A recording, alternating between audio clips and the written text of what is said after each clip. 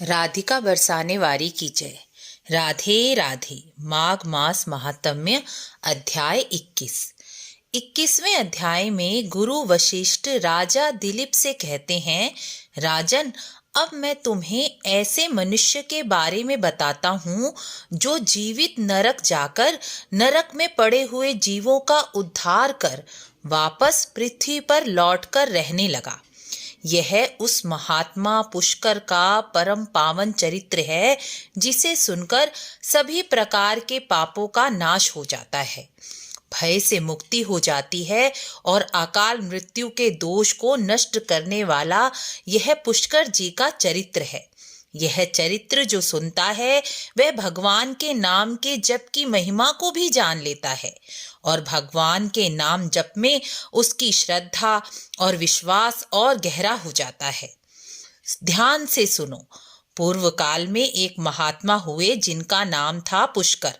महात्मा पुष्कर ब्राह्मण थे और एकादशी व्रत और माघ स्नान व व्रत में उनकी बड़ी श्रद्धा और निष्ठा थी।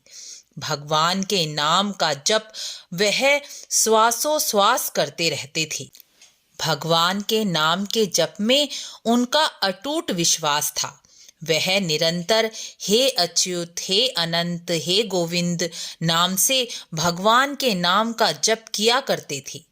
एक दिन सूर्यपुत्र धर्मराज ने अपने दूतों से कहा कि पृथ्वी पर पुष्कर नाम का ब्राह्मण है, उसका मृत्यु का समय आ गया है। यह आदेश सुनकर यमराज के दूत गलती से महात्मा पुष्कर को पृथ्वी से यमलोक ले आए।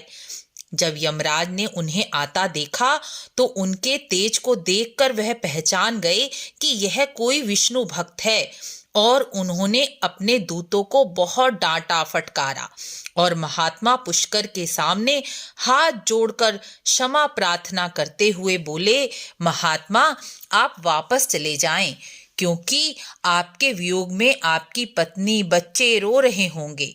तब महात्मा पुष्कर ने कहा, धर्मराज, मैं तुम्हारा नर्क देखना चाहता हूँ, जहाँ पापी मनुष्य यातना शरीर धारण कर कष्ट भोगते हैं। तब यमराज ने उन्हें कई नर्क दिखाए जहाँ मनुष्य तरह तरह के कष्ट भोग रहे थे। किन्हीं के शरीर को काटा जा रहा था, कई मनुष्य ऊंचे ऊंचे पर्वतों से गिराए जा रहे थे, कई मनुष्यों को बड़े बड़े कड़ाहे में तला जा रहा था और भी कई प्रकार के नरकों में मनुष्य यातना और कष्ट पा रहे थे और दुखी होकर चिल्ला रहे थे। तब महात्मा पुष्कर ने कहा, हे नरक के जीवों, क्या तुमने एक बार भी भगवान विष्णु का पूजन नहीं किया और ना ही भगवान के नाम का स्मरण किया है?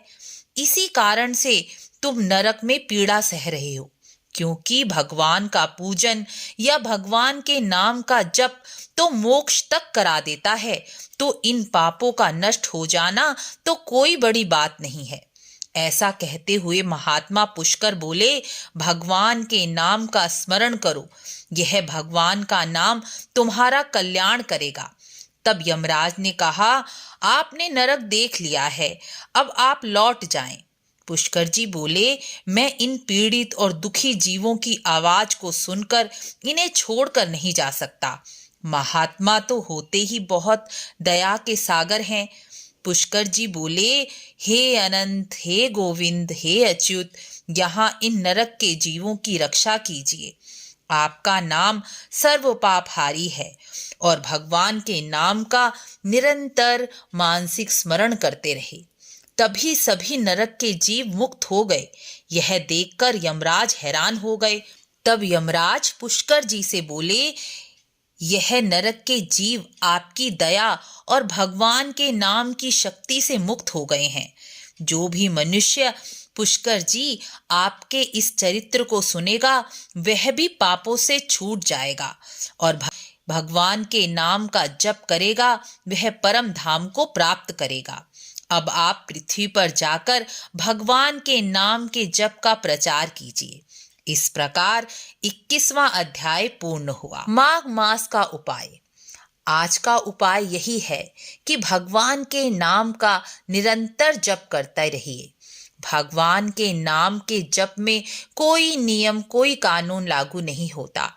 आप जैसे हैं वैसे ही भगवान के नाम का जप कीजिए। भगवान के नाम का जप ही सब कष्टों और सभी समस्याओं का हल है, इसलिए भगवान के नाम का जप कीजिए। आपको वीडियो अच्छी लगी हो तो लाइक शेयर ज़रूर करें और मिलते हैं अगली वीडियो में। राधे राधे।